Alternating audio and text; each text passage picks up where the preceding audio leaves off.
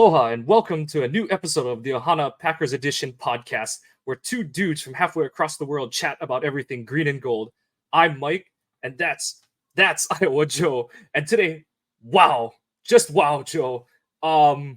As Chandler Bing once said, there are no words. Um, I'll let you take a crack at it. Well, I know they kept talking throughout the whole commentary that the last time, what was it? The last time the Packers were down at halftime was the 2018 game against the Bears, and the same exact thing happened where they came back. It's same exact score, uh, that they were down by halftime and came back. Didn't score as many points as they did that time, but it definitely, like I tweeted out, it was gross, it was nasty, it was nauseating, but it was a win, and that's about all you can say about it. Yeah, it. I think what's so surprising is they made so many young team mistakes throughout the game, and yet somehow kept it close enough to make it possible to come back from it all, which is astounding on so many levels. But I mean, like we kind of said, it's a way better outcome than last week's one, so we'll take it. You know, like you said, it's not all sunshine and roses. There was a lot of weird and wonky stuff that went on in this game, but I'd like to say most of it was correctable, and I think that's got to be really encouraging, both as fans and just for the team in general. So, uh, yeah, let's just dive in and let's just start penalties. I know this is mostly on our offensive points, but just the penalty situation in this game was insane, and um, we don't need. I need the Packers to get a break from having the color commentator have direct ties to the opponent that the Packers are playing for at least a month, maybe more, for my blood pressure and my sanity, because I don't know how many times. I don't know if you were watching the broadcast while watching the game live, but the amount of times that Jonathan Vilma was lauding that Taylor #1 for excellent Yeah, coverage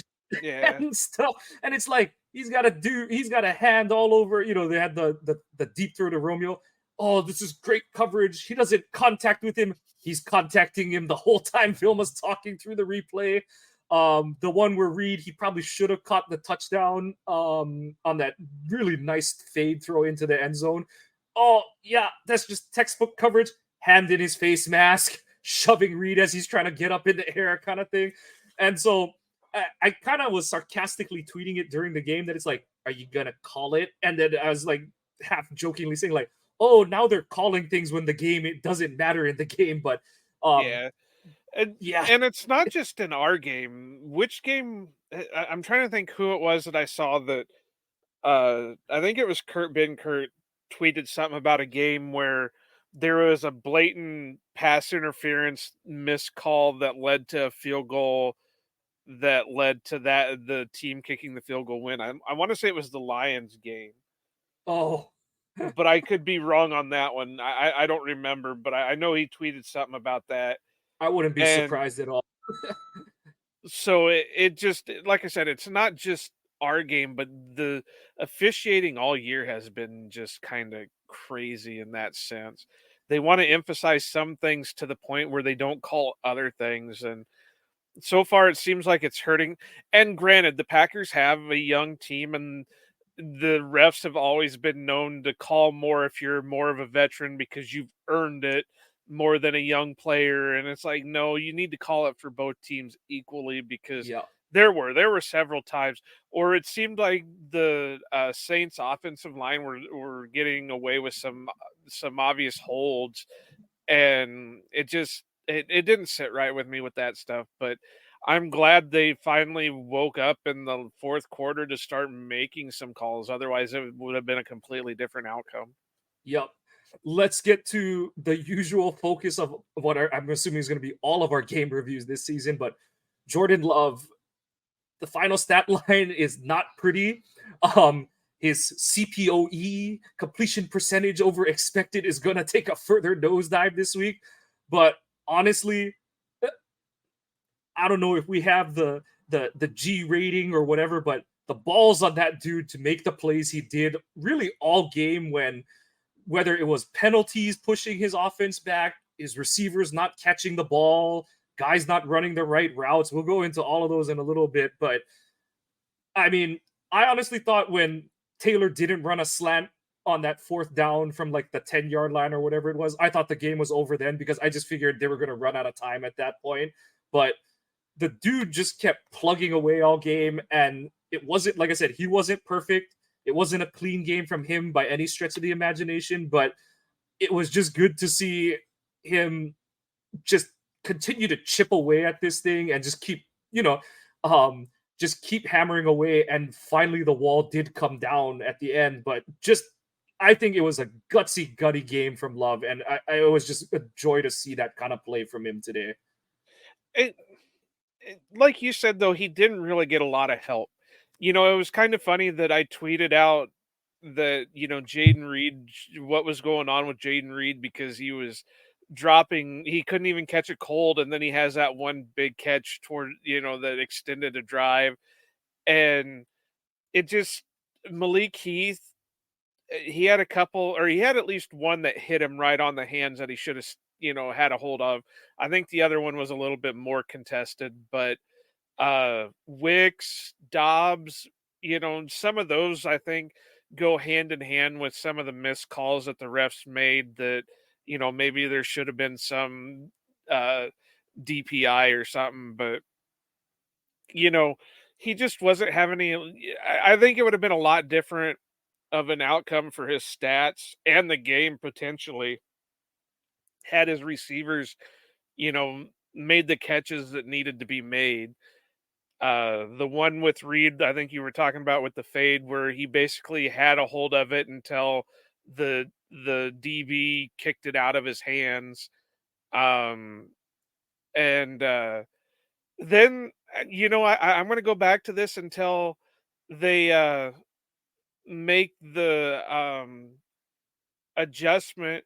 He keeps overthrowing Musgrave, and he's just going to have to, I don't know, work something out, or sit there on down times or something and just have him run those deep routes and try to make a connection, because he's always overthrowing him. So I don't know. It's gross in a way, because Musgrave is getting open, he's just missing him. Yeah, the seam shot that you're talking about, that's one of those, everyone's gonna see it, and just, the average fan is gonna think like, how do you miss something so wide open? He's accounting for, and it looks even worse, because so it's Tampa 2. Tampa 2, what does that mean? You have safety splitting the field, they each get a half of the field, but then to try and take away what generally is the weakness of cover 2, you send your middle linebacker running up between the two safeties. I'm pretty sure that was Demario Davis. He stops running after Musgrave, and Vilma did correctly call that out. He goes, I don't know why he stopped, but it makes Love's throw look even worse, because Love's trying to throw that thing into the bucket, because you have to get it over that Mike linebacker who's on his horse trying to get depth. But there's a certain specific trajectory you've got to get on that ball, because you got to get it over the middle linebacker, but it has to get there before the two safeties are able to collapse on the route. And that's kind of what happened to Toure on the one that should have gotten them down, basically a touchdown. That's another discussion we'll get into, but it's one of those throws that it's frustrating to see Love miss it, but when you break down why he's trying to make a specific throw, I know a lot of people say like he's trying to be too perfect, but the truth is that you do have to be kind of perfect with that throw. The other ones, like you said, it was kind of a combination of throughout the day. Yeah, like you said, Malik Heath had the one where he's probably getting pulled a little bit before he breaks back for the ball, but he should have definitely caught that one. His second one, Love actually, he back shouldered him a little too far on it, and Heath had to kind of reach back, and I think he almost broke that up for the DB more than it was him catching it, kind of thing. So that one might have saved the turnover there. And then just a few more, like you said, I'll try and take a better look into it when the all 22 comes out, but it's going to be hard to tell off of face value because so many of it, like I said, is, you know, okay, they should be penalties, but if the refs aren't calling them, then it's good defense, like scrappy good defense kind of thing. But it was good to see, Dobbs had, I thought, a hell of a game, and he was the as veteran as anyone in this receiving core is, he was sort of that veteran piece that the team, that Love needed to lean on today. And he was reliable. And yeah, I hate to keep going back to the rest, but it was nice to see them just keep saying, that's Isaac Yadam, and we're going to get one over the top of him at some point, or we're going to get a flag thrown on him. And both happened, honestly. And so it was just a lot of, it looked like they were just banging their head against the wall, but I thought overall the process was good. Love could have been a little better on each of his throws, but I think more of the core of it is his guys needed to give him just that little bit more help. And in the end, those two things kind of met in the middle, and Love was just precise enough, and his guys made just enough plays at the end of the game to pull this one across the finish line. Well, that's what was getting sickening was Isaac Yadam was looking like a top 5 corner in the league instead of the bottom of the roster type of guy he really is. I mean, he's got to be somewhat competent to be continuing to get shots on rosters, but he's not a top 5 corner. And the way these guys were playing and the refs were allowing it, it made it seem like he was this amazing guy. And that was really sickening. Extra But sickening when you consider what his Green Bay career was, where he's the reason Rasul Douglas has his Green Bay career, because yeah, every other play, Yadam was getting called for some kind of DPI or defensive hold, which I know that's what I was tweeting, is like when they finally called him for illegal contact and DPI in the same play, I was like, oh, they finally remembered who this guy actually is. yeah. So, but there's one that I also tweeted at you about to check because I'm kind of interested in, and it's the one that you were kind of getting at with the Torre, where he was trying to split the safeties, and Torre's got to come up with that catch. But it looked like Dobbs was running free on the other side. Now, obviously, one of the safeties could have come over and made a play or whatever, but I think he could have hit Dobbs in stride and had a touchdown on that one too. But again, I was watching it a live action. I wasn't seeing, replay where I could back it up, rewind it, change, view of it or whatever. But yeah, that one would be an interesting one to take a look at. Yeah. I thought for them, like I said, just off of the broadcast view, I thought we continued to see Love going through his progressions. It looked like a couple times his clock got sped up because, I mean, he was missing 40% of his starting O-line today, so kind of understandable. And like we said, this is a good defensive line for the Saints. But I thought for the most part today, he looked calm, cool, collected. His interception, yes, it's never good to throw interceptions, but, in all honesty, an interception pinned inside your 10-yard line where Dobbs makes the tackle right after the ball is picked off, that might have been better than a punt at that point, given what our punt coverage had just done up to that point in the game. So I know when people are like, he threw a pick, I was like, yeah, I can live with an arm punt in that situation. Like, But based off sure, his history, he should have more picks by now. yeah. But he's been pretty damn good to be through 2 games and only have no interceptions, and now with his 3rd game only having 1 interception. And it was an arm punt. And outside of that, there's been one play that is definitively, yeah, that was a turnover worthy play, the one where he put it between AG Terrell's 2 and 4 on his jersey. And then everything else has kind of been like it looks like it could be, but it's because so and so didn't look for the ball kind of thing or something like that. So yeah, like you said, comparing the guy Love was when he came out of Utah State to the guy he is now, it's a night. And just the guy that we saw in the previous preseasons, his start in Kansas City when he got the bulk of the play at the second half of the Detroit game in 2021. He's just a totally different guy at this point. And I know we've been saying it the first 2 weeks, but his composure and poise throughout the game, um, it's you know, this isn't even a shot at Rogers or anything like that, but some people they make such a big deal about like, oh, like this dude, he doesn't look like he gets high, like high off the moment or anything like that and all.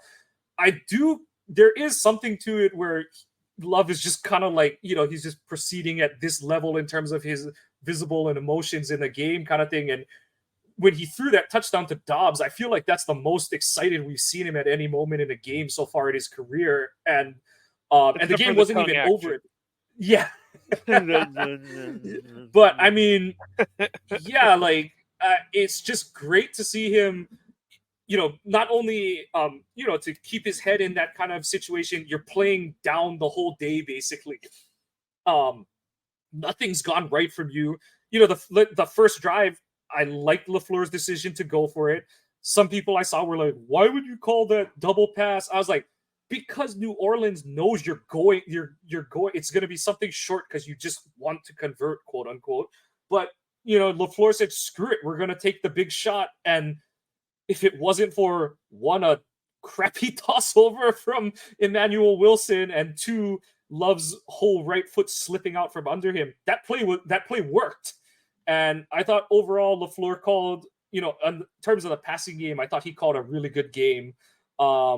And I thought it's really weird that he has one big trick play and then he goes conservative the rest of the time.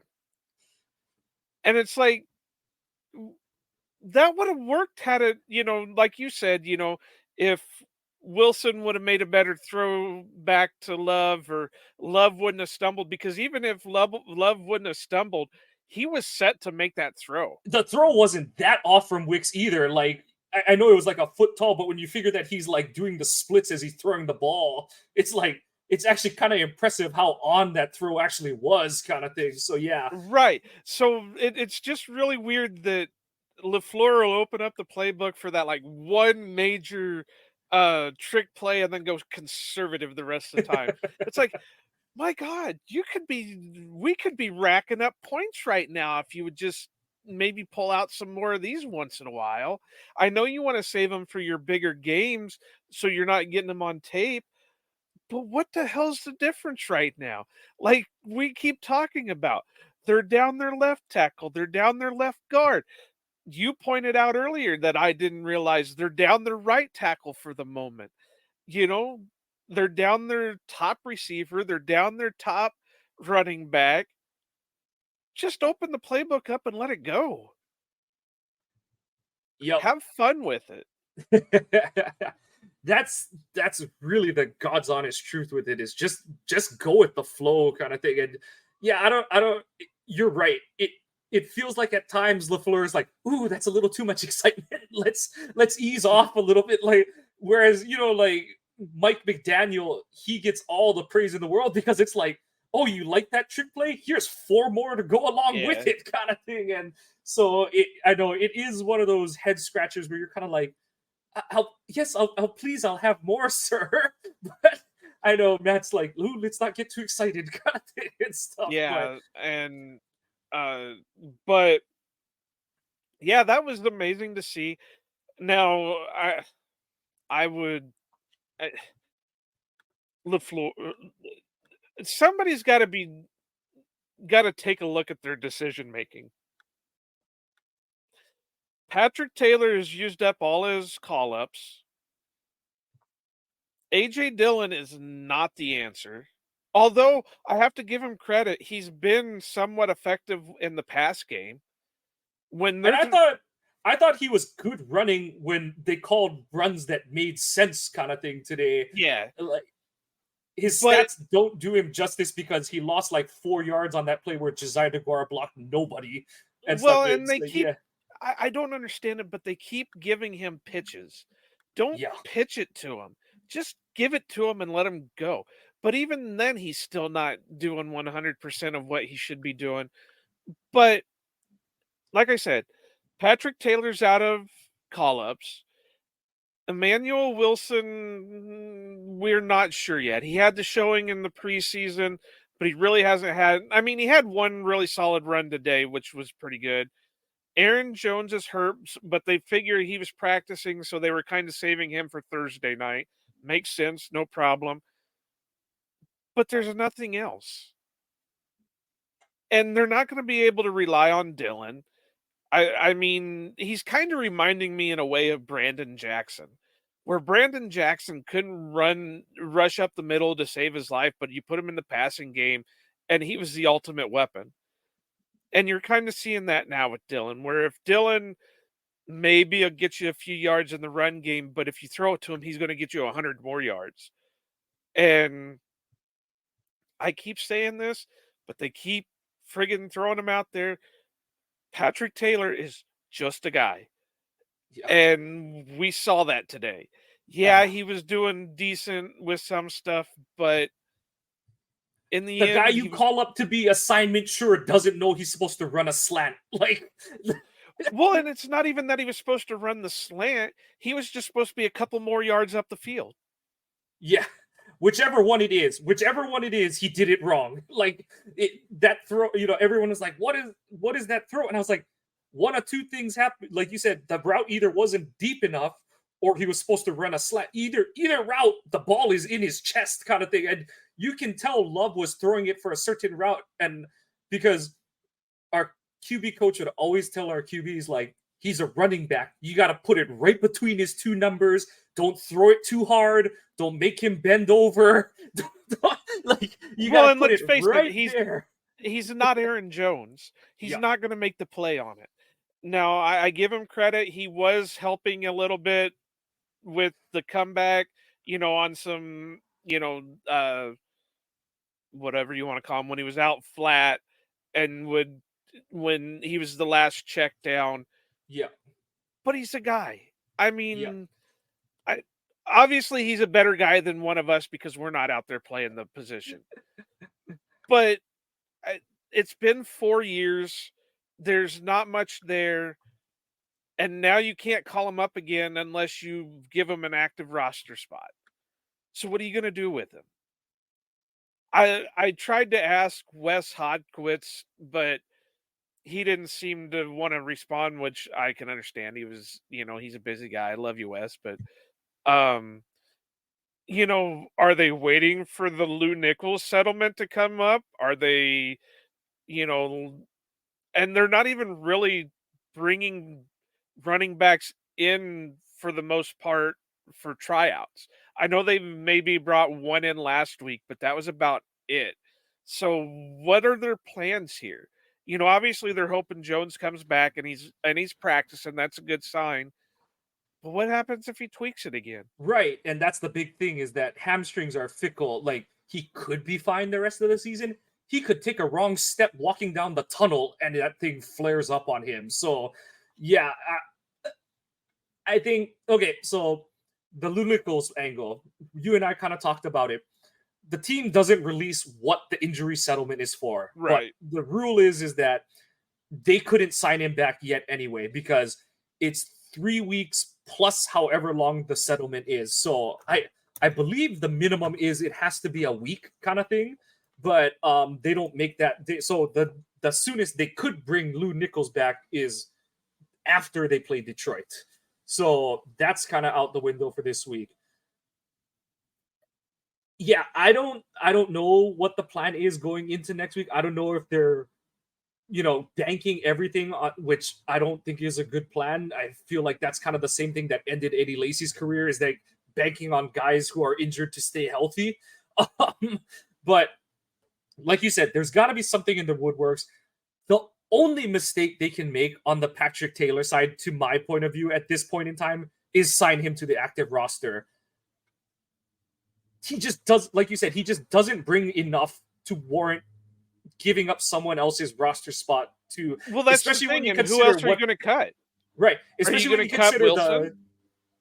And you see, the thing is with that is, like, on top of that, complicating things is, we don't know what Zach Tom's injury is. We don't, they didn't put, the good news is they didn't put Elton Jenkins on IR, which means they think it's, on the shorter end of an MCL sprain. they would have put him on IR yesterday if they were worried it was going to take like 4 weeks or whatever. Yeah, but he's a freak anyway. He's probably healed already and will be out I there know. Thursday night. So, but I'm just bringing up all these other injured guys. Devondre Campbell got dinged up today. He didn't come back after rolling his ankle early. So it's like you have all these other injuries to the point where you're probably going to have to call up an old lineman from your practice squad going into next week's game, or into Thursday's game. I don't think they will because they've got enough of them on the roster. They'll just have Oh to yeah, activate it. They've got yeah. Caleb Jones, Sean Ryan, Newman. They've got all these guys on the roster already that I that think could step in. if Bach is healthy and if Tom is out, but Bakhtiari, if one of them is healthy, they might just roll with what they have. But they would only have 7 guys if both of them are hurt. And obviously, I'm assuming Jenkins is out for Thursday already too, kind of thing. But if all 3 of them are out, I think you got to call up an old lineman. But if only 2 of them are out, I think they might roll the dice going into they're basically in the same position they were today, where they didn't call up another old lineman. But those are things that we can definitely cover on our preview pod, because we'll have basically all the answers to the test at that point, because it is a Thursday night game. They'll have had to make their roster decisions, make the practice squad call-ups, but that'll definitely be something we have to keep an eye on in terms of what we do at running, what the Packers do at running back. Well, here's something that's going to throw a wrench into your thought process on there. There's only 2 guys on the practice squad that are O linemen. One is that Michael Jordan, who is more of an interior guy, right. And the other one is Kadeem Telford. Yeah. So, but that's the thing, is at that point they're just looking for bodies, because you just want to avoid LaTroy Guion playing guard kind of thing. So that's really all they're looking for at that point. But like I said, and I don't think that one guy can come off IR yet, can he? No, Tenuta. Yeah. Actually, wait. Because it's a 4-week thing. Yeah, you're right. Yep. So he wouldn't be eligible to come back to practice until after the Detroit game. So, yeah, you're correct. So what about, and I know I'm kind of off topicing us that this is a podcast, but my brain doesn't always remember the rules. And especially since they changed most of them for the COVID year. Now, Pup, when is Eric Stokes able to come back? It's same as the designated to return. So it's 4 weeks. It's okay. He's got, so someone kind of made a comment like, and that's another one, is Carrington Valentine. We don't know what he did to his bicep today. So yeah. So, I mean, I know they said he stayed on, you could see him in the broadcast angle at the top of the screen. He's like massaging his arm. So hopefully it's a strain and not like something catastrophic with his arm, but they're going to have to figure out what to do. They can call up cornerback. They have Valentine, who we'll talk about what they need to do. Yeah, we'll talk about it here in a minute too, but you know what they need to do is just activate Anthony fucking Johnson. Yep. I hate how I have to keep pounding the table for a friggin' Cyclone, but this is getting ridiculous.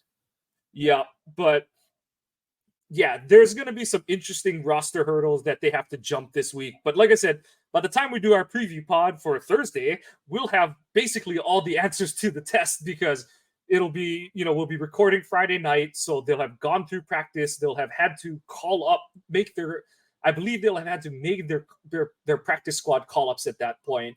And basically their roster moves will have to be turned in by 4 p.m. Eastern on Wednesday for the players to be eligible the next day in a game, kind of. Plus, you'd want them to have to practice too, kind of thing and stuff. So, but besides the point, let's just put a bow on the offense. It was ugly early, bad penalties on the O-line, left and right. You had, and they were the whole gamut, holding, false start. You had the one where poor Rasheed Walker is looking around like, why are you mentioning me? But it was because no one lined up on the line of scrimmage outside of him. But, you just... Which, kudos to him. He seemed like he had a pretty decent game today. Very quiet game. Like, I think that was the only time you really heard his name mentioned, which for a first time... Yeah, I know he started at Atlanta, but for, a first-time starter at O-line, I'm sure Mike Wall, any of the former Packers would say that's all you can ask for at this point. Is like if you don't hear his name called, that's great. So yeah, like you said, good game from Rashid. Um, and yeah, it took all the way to the 11th hour, but Love, the rest of his guy, they made enough plays in time to win this game, and that's part of the growing pains. But it was great to see them persevere through what was a really tough day at the office and not just kind of lay down and let it die. But going to the defense, um, it's kind of hard to talk about this side of the ball because on one hand, the run defense bounced back. You know, you look at the overall numbers, you're like, oh, the Saints, um they got only 77 yards on and 3.5 yards per carry. Good day at the office. But that was because the Saints wasted like 90% of their carries running into the middle of the Green Bay defense. As much as everyone wants to shit on the Green Bay run defense, they actually are good at stopping the run up the middle kind of thing. You know, Slayton is done a good job of plugging the middle of the O line, and he and Kenny, when they're on the field together, you're just not running between the tackles, especially between the guards. But and I don't understand what New Orleans was doing because you saw that I kind of was tweeting it during the game where it's like, oh, New Orleans has realized they can run outside. Oh no, this one's about to get really ugly. And then they went into halftime and were like, nah, we're gonna just kneel on this 10-point or this 17-point lead. And it was like, you guys can keep running tosses and outside sweeps, and for whatever reason, they were like, that's okay. This offense is so disjointed. We're just gonna I think they kind of thought we might as well just kneel 3 times and punt the ball and we'll be fine, which might have worked out for them better because Derek Carr might not have gotten injured if that was the case. Yeah. But but we're not celebrating an injury. No. I don't want anybody to take that wrong. No. I am Absolutely kind of not. a Carr fan. I think he's a really good dude. No, yeah. I hope it's nothing serious for him. Yeah. It's a bummer that he got hurt. But like my point to that is like Atlanta put the blueprint on film. Hell, the Saints ran the Falcons' 4th down play, that kind of shovel out toss play that Atlanta used twice last week to convert 2 different 4th downs. New Orleans ran basically the same play and converted a 4th down of their own. Luckily, they only got a field goal out of it. But that's one of those mysteries of this game where it's like, okay, thanks New Orleans, thanks for that one. We'll take it. We're not going to complain or anything, but it was kind of surprising to see them abandon the outside run game. But overall, good day at the office for the defense in the run game. It honestly felt like New Orleans had more success in the passing game than they did. I think it was just because they were getting so many easy completions because Barry continues to sit in his cover 4 and just give up the flats like it's free Sunday newspapers. But yeah, what do you think, Joe? Am I making too much of it, or did this unit almost win in spite of itself in a way? Well, what's really weird is kind of like I said earlier about where LaFleur calls out one really crazy play and then goes conservative the rest of the game. It was kind of the same way for Barry because the defense came out and was hot. Even Kenny Clark got a sack that first drive, and they forced a punt. And it just kind of went downhill from there. Now, was it injuries? Was it whatever? Did the Saints make the proper adjustments and Barry couldn't keep up? I don't know. But and they were showing flashes every so often, but like friend of show Jacob Westendorf tweeted out, the next edge that a Packers rusher sets will be the first edge a Packer rushers set this year. And which is kind of the sad truth. Once a team figures out they can hit that outside run, it's pretty much game over and they're going to do it. pretty much anything on the outside, whether it's a run, whether it's a pass, whatever, has been getting, you know, chunk yardages. And I, again, I don't know if it's Barry can't adjust. I don't know if the players aren't adjusting. I don't know what the issue is right there. I didn't get a chance to listen to any of the press conferences, so I don't know what anybody said, but I have a feeling it's more of, well, we didn't execute very well, and we'll have to take a look at that in practice this week, and we'll have to make the proper adjustments and blah, blah, blah, yada, yada, yada. To But me, oh no, I was just gonna to say it to me on that, especially in the passing game. Everyone's like, why are they so soft in the flats?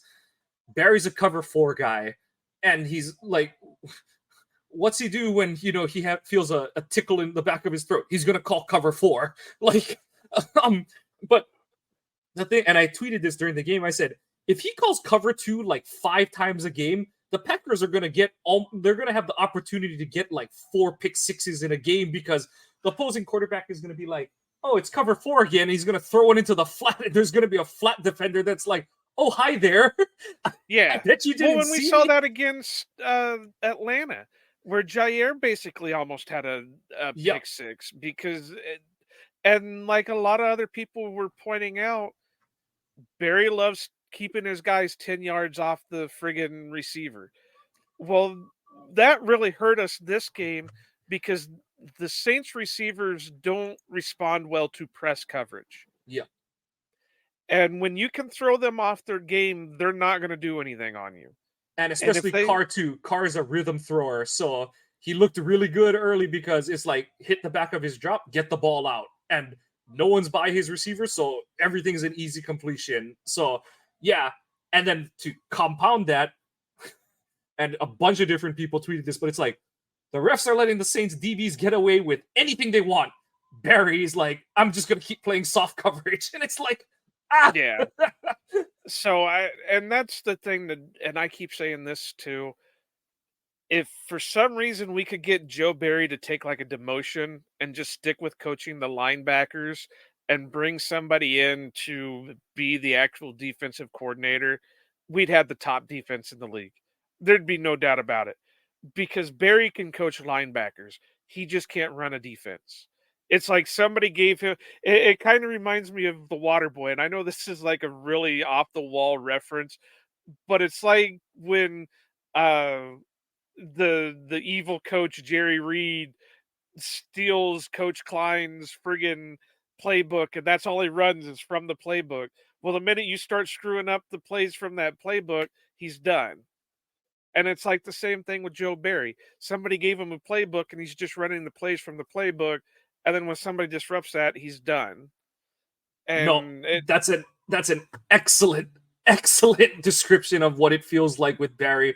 Like you said, it would explain why, like, oh, that was a cool blitz that he ran, or oh, like he stunted his D line and it worked really well.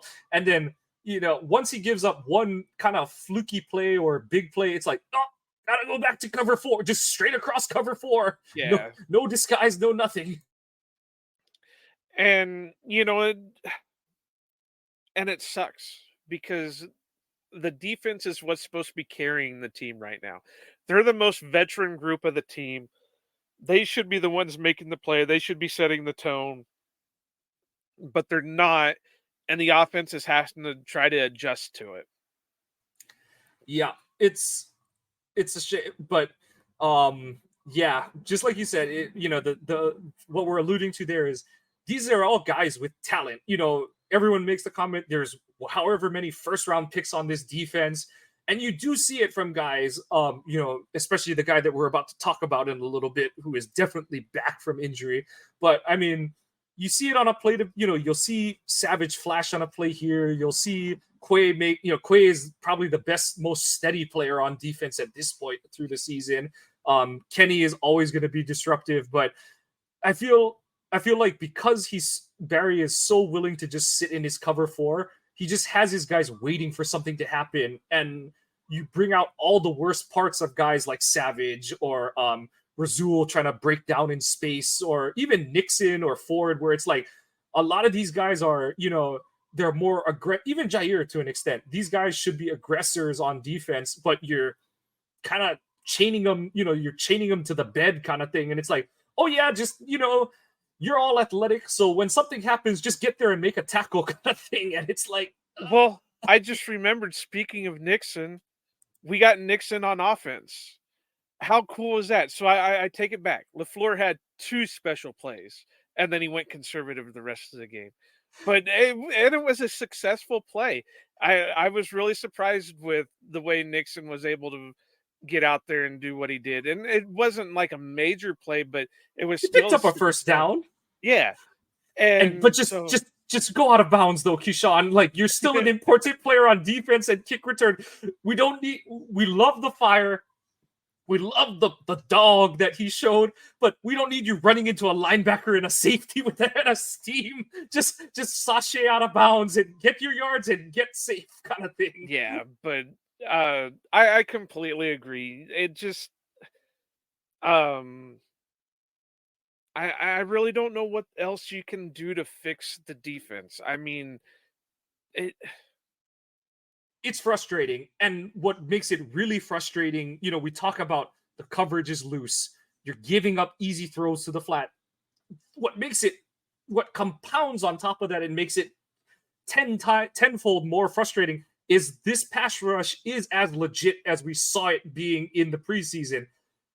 Like you said, Kenny Clark dominates a run play, first play of the game. 2 plays later, he's in Carr's face and taking him down for like a 10-yard sack or whatever it was. And then Rashawn Gary absolutely took any offensive tackle he was facing to the woodshed, and then took the quarterback also into the woodshed with them.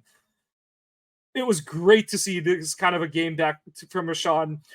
We've seen kind of hints of the explosiveness, the power, and his athleticism on display the first couple weeks, but it looked like today's game was a game where he put it all together and he was able to just finish more plays today.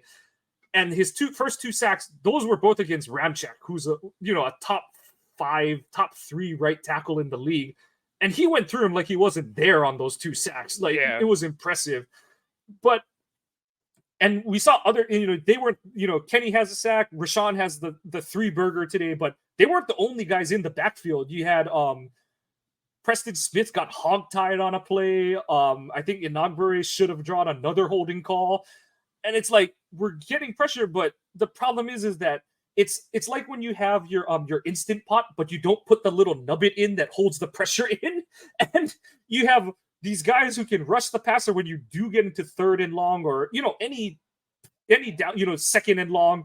But it's like, they're getting good jumps off the ball, they're winning their rep, but they're still 2 steps away from the quarterback because the coverage is so loose that the quarterback just has an easy place to throw the ball away, kind of thing.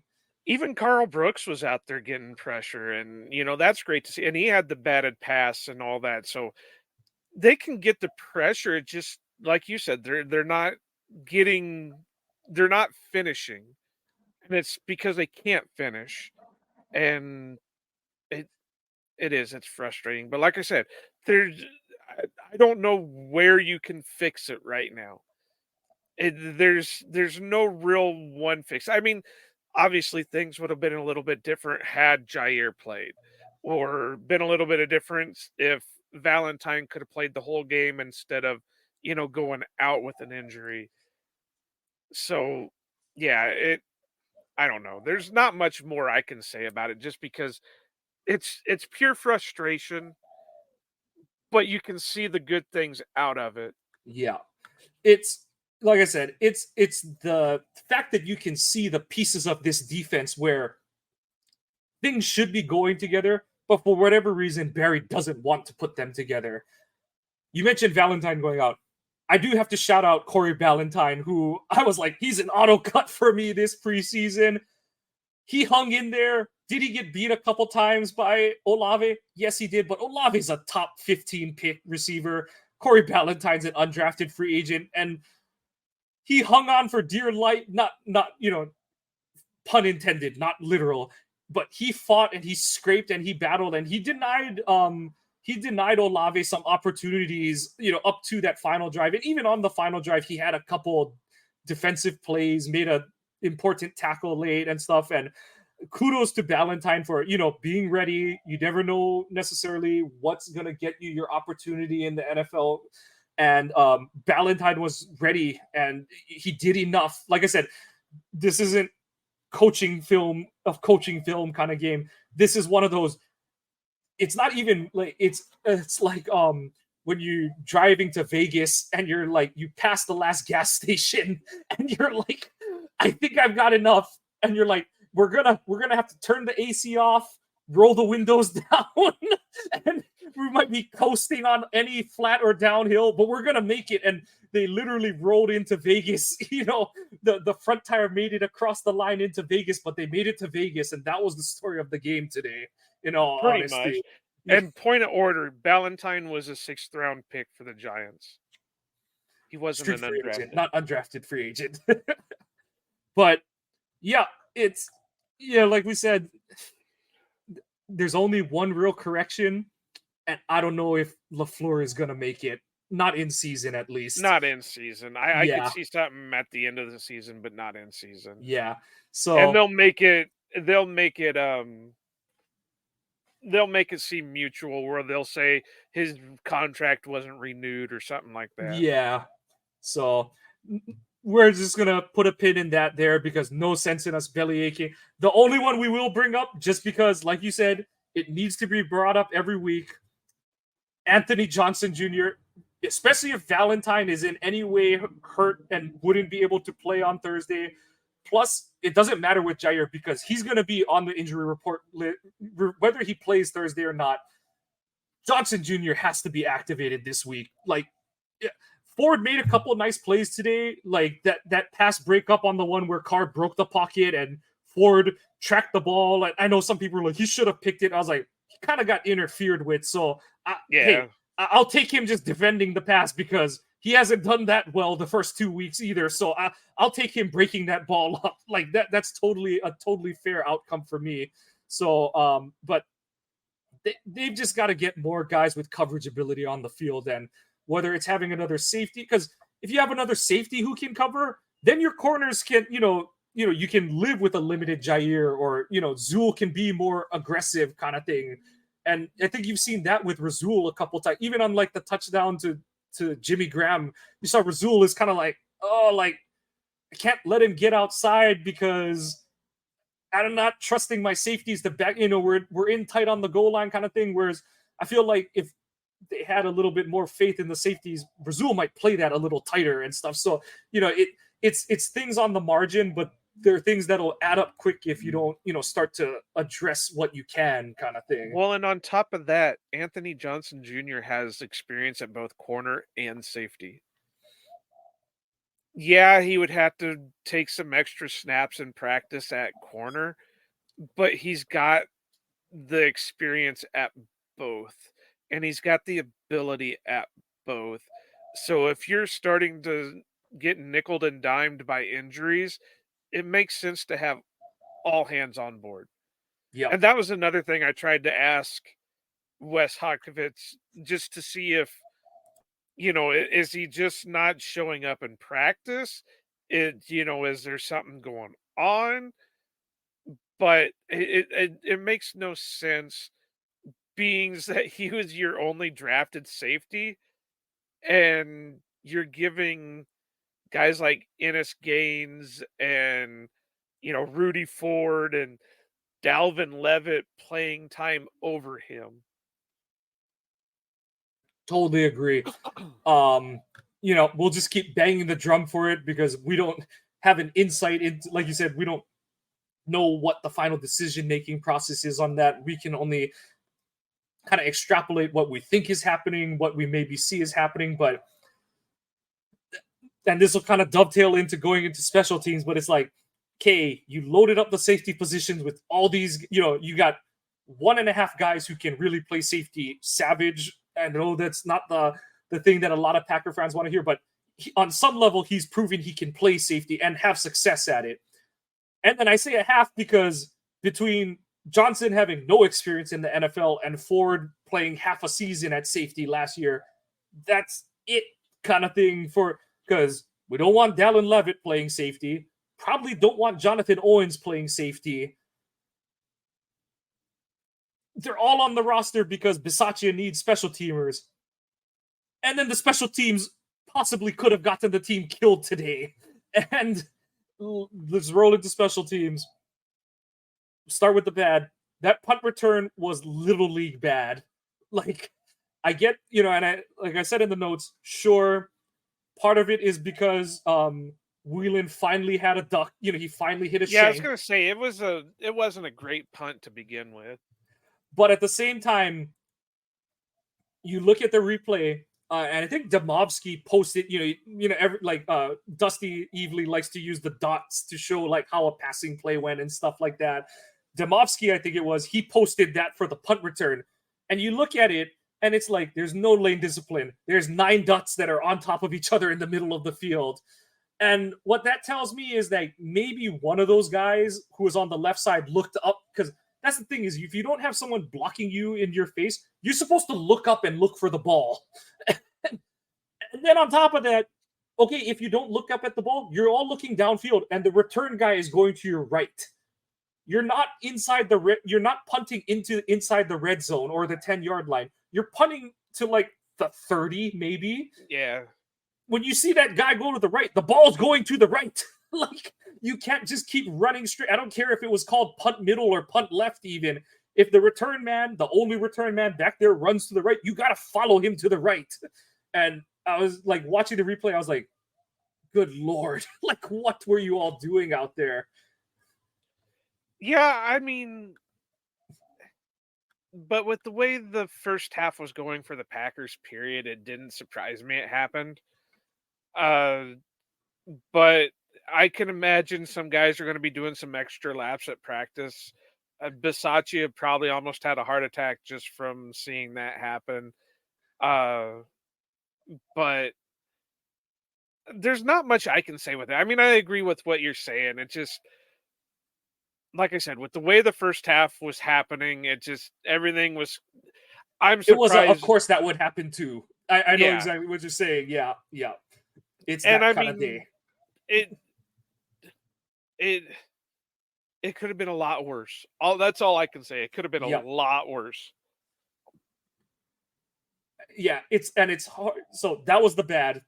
It's hard to say that outside of that one punt return touchdown, the rest of the special teams was not bad, honestly, today. It seems like they made some decent plays. Yeah. It seemed like they kind of reined Nixon in a little bit today. I think he had the one return where it was kind of like, and I understood it from his point of view. He's like, it was sort of the no one else is going to do it. Here I go. I'm going to try and get it going kind of thing. And he still got out to like the 20. So it wasn't like he got tackled inside the 10 or anything like that. Like you see some college guys do, but the good and Anders Carlson is still perfect on the season. And that's not nothing.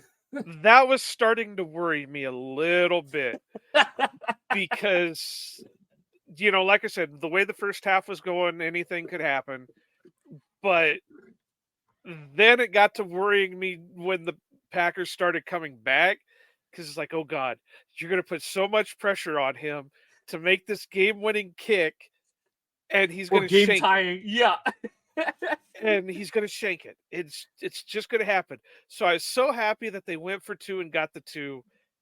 And I know that's why LaFleur did it, because he was thinking the same thing. We're going to put way too much pressure on this kid, and he's going to pull a Saints kicker, and he's going to completely shank it. And it kept dropping. It kept popping in my head. I'm like, oh my God, it's going to happen. They're going to make it come down to this friggin' field goal, and this kid's going to miss it, and everybody's going to crucify him. And that's going to be the end of it. And I just, I know. I saw a lot of non-Packer people, because LaFleur's done that before, where he's been down 2 touchdowns and he's gone for 2 after they score the first touchdown. You saw a lot of like the non-analytics people who are like, why is he going for 2? And stuff. And I know part of the game theory stuff and all, they do say like, yeah, you go for 2 after you get it within 8 points, because by that point in the game, someone's written a whole essay on it, but basically if you do stop them and get the chance to score another touchdown, you want to be going for the win. And it's kind of what played out for Green Bay today. I do think you're also right that LaFleur is like, it's going to be in the hands of my offense. We're either going to be kicking the second PAT for the win, or it's on the offense to tie this game up after we score another touchdown. So I do agree that was definitely part of the brain algebra that LaFleur was doing on that one. And it just made it for an even better story looking back on it on the end. But going into the coaching, we both agree that LaFleur goes through his doldrums where he's kind of like too much excitement. Let's dial it back. Let's just call our offense and let's just get some plays going, kind of thing and stuff. But I liked, some people, Jonathan Vilma was crucifying him for his first fourth down call, and I was like, it's the right call. Like, you're on plus side of the field. You had momentum moving on offense, and it's kind of like I liken it to what happened in the Chargers game where the Chargers, they're up 4, Vikings are out of timeouts, it's past the 2-minute warning, and they go for it on 4th and inches, and they're kind of the same play where it's like, if they work, everyone's like, what a great idea, the coach is a genius, but just because it doesn't work, the coach is an idiot, how dare you're too risky, kind of thing and stuff. So it's like, and in the Packers instance, I don't mind because it's so early in the game, kind of thing, and it's like, you see, you just, like you said, Kenny Clark just demolished the Saints offense on your last drive. You seem to have some rhythm on offense this time, and just try and make it happen, kind of thing. So I liked his aggressiveness. I thought his red zone decisions generally made sense. I just thought the play calling, even the one that ended in downs, I thought that he was being the right kind of aggressive in the red zone. We talked about the run game without Aaron Jones. I thought it was a good idea to put the game in Love's hands. And even going for the first touchdown, going for it on 4th and goal from the 1. I love that they had Love run a zone read, because it's like, put the game in his hands, and he needed to make 2 people miss, and by golly, he said, I'm doing it myself, and he did it. And I thought it was just really good to see. And going to the running game, tailor your run game for your running backs. Jones isn't in, so call plays that make sense for AJ Dillon. Like we said, he didn't do anything special, but on the touches that made sense for him, he made good on those. And his run total looks like crap because he gets tackled for a loss on a toss play where DeGuara blocks nobody. And then they ran that stupid toss counter thing where everyone's like, why didn't he go left? I'm like, because the play is, he's supposed to cut, like, he's cutting back right as he's catching the ball, kind of thing. And I'm like, I don't even like it when Jones runs those sometimes. I've never liked those inside toss plays because there's no ability to fake on that kind of play. Right. If the defense sees that the quarterback's got 2 empty hands, it's a run.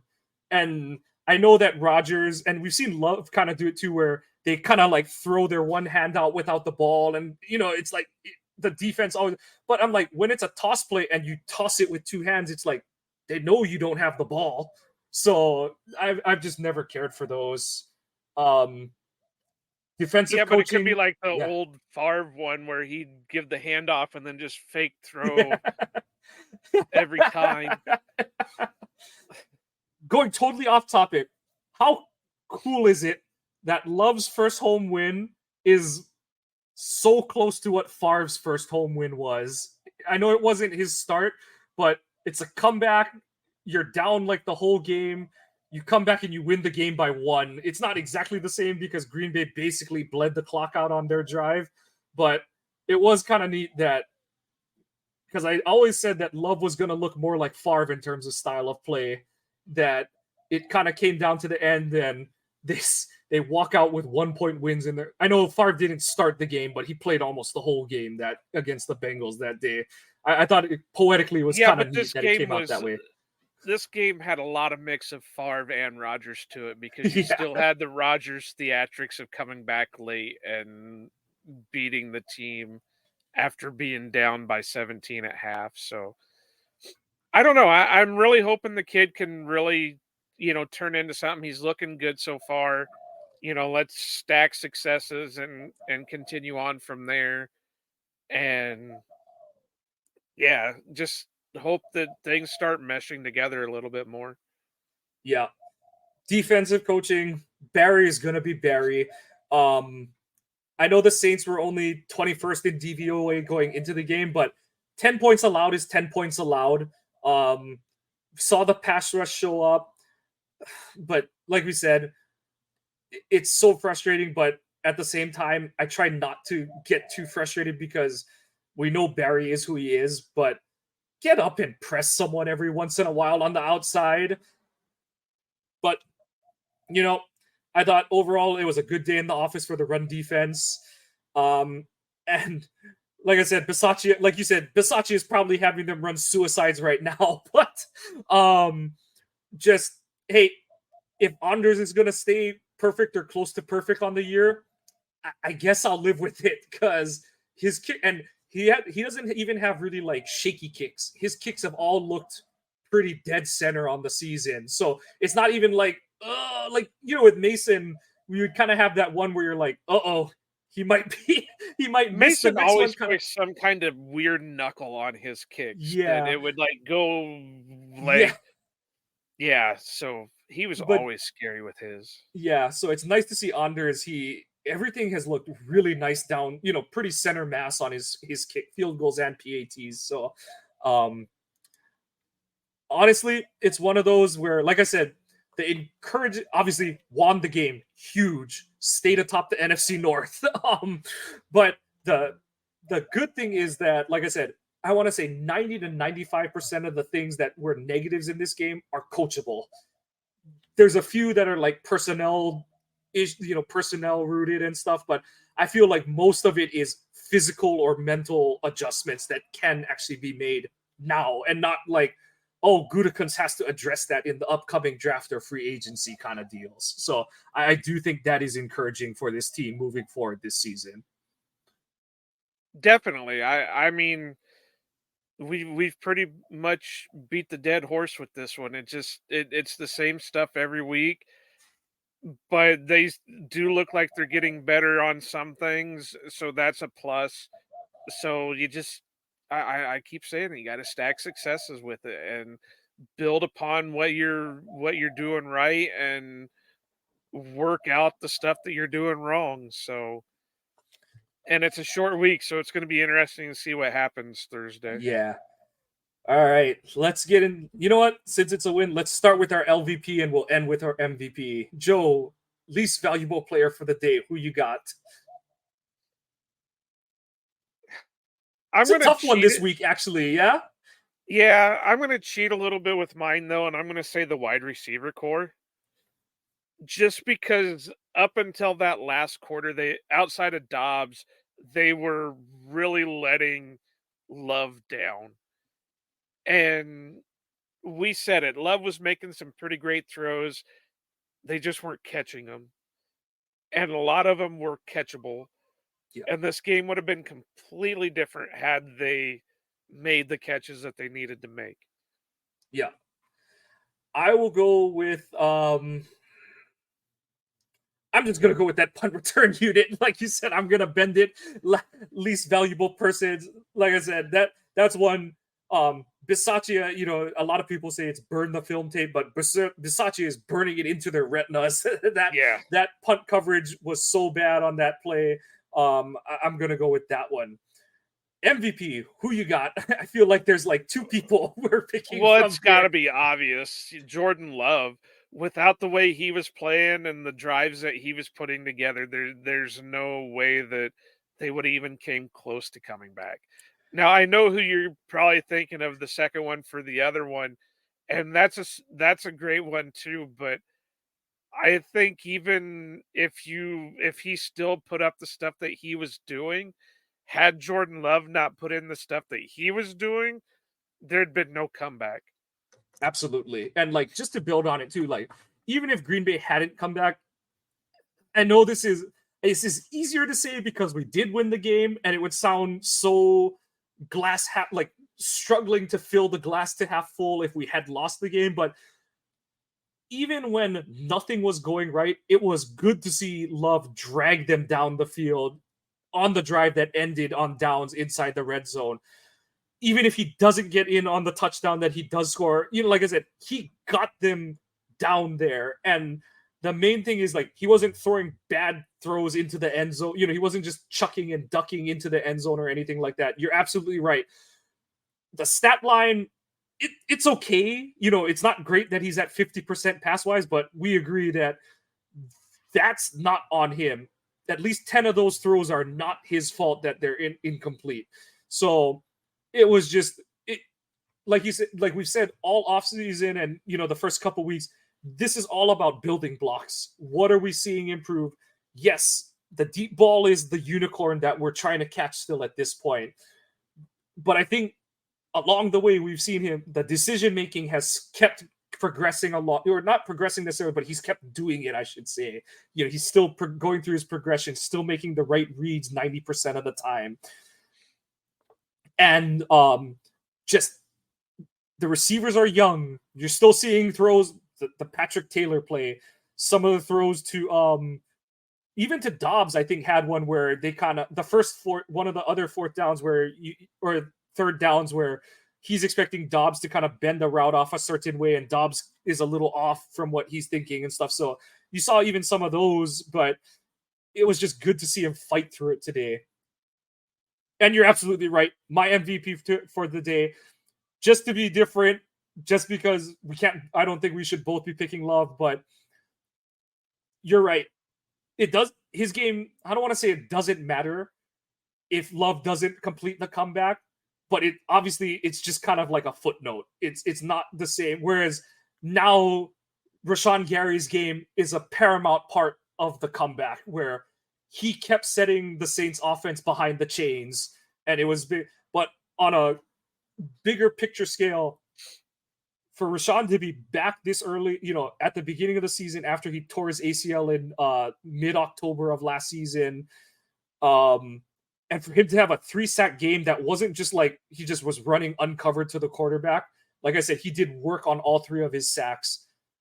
What a return for the guy. And I'm just so glad that it wasn't in a wasted effort. Like we've seen some of his other big, like he had the playoff game against the 49ers. And he's had a couple others where it's like, oh, like he's done some really nice things, but it's like, of course, it's the day the offense couldn't put it together. So it's just kind of like a sad footnote kind of thing. So the two of those two players going together, the two obviously Love's is weighted more, it's 60, at least 60 Love, 40 Rashawn, but they're both, they were the two big players on each side of the ball. And it does show that there was some complementary football being played today, even if it was not pretty at any point of the game, other than the final score being Green Bay had more points than the Saints. Right. And I agree. I mean, he was also part of the reason why the comeback happened, just with his plays. But so, yeah, I mean, I agree. There's 2 of them you can pick from. I mean, you could even add maybe a third one in there with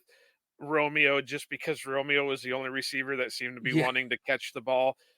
But yeah, it really came down to two guys. Yeah. And you know what? Yes, let's do that. Let's go and soapbox for Romeo, because everyone coming into the season talked about this is going to be, Watson is going to be the clear wide receiver 1. Everything is going to revolve around what he does and stuff. But I think, Dobbs has had to fight through his own hamstring injury. And obviously when Watson comes back, it's going to be a huge boost for this offense. There's no ifs, ands, or buts about it. But Dobbs has been the heartbeat for, like you said, been the one reliable thing in the receiving room, even if he was kind of on a bolo tire for the first week and a half. And, like it didn't end up amounting to points, but that first, the 30-yard completion he had where he kind of gets away from a illegal contact and he makes that fingertip catch on the sideline. Like you said, it wasn't a 50-50 ball, but it was the first time in the game where a receiver went outside of his framework to make the extra effort and make a play for his quarterback. And I do think you saw Love play a little bit looser after that play, because I think before that, I think he was like 7 for 19 up to that point or something god awful. And then he hits that throw and you see him get a little more in rhythm and stuff. So Honorable mention to Romeo today, like you said, because they needed somebody to be, you know, like I said, I think it's good for the offense that they haven't true, I know they're building a lot of their things around the run game and Musgrave pulling coverage in the middle of the field, but it's good that Love is not shy about spraying the ball around the field. But I do think even when Watson is back, Dobbs is going to be that guy that he looks for in key situations, kind of thing and stuff. I just think they have that kind of rapport between the two of them. And Dobbs deserves to get a shout out for his efforts in today's game, too. Yeah, definitely. Like I said, he seemed to be him and Musgrave were the only two that seemed to want to show up and do the job that they are getting paid to do. So the only thing more Dobbs can do is throw Musgrave or put his knee down so Musgrave can jump off of it to catch a high pass. Yeah. So, but no, like we said, there's a lot of things for this team to fix, but it's way better to be looking at it as, hey, got a lot of things to fix, but it's at least we came out with a win today.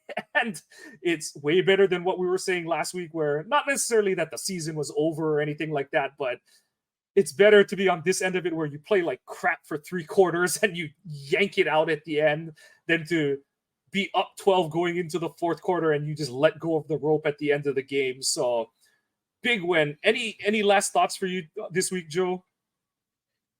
No, I don't even know if I'm ready for Thursday night game. I mean, the Lions are really looking tough to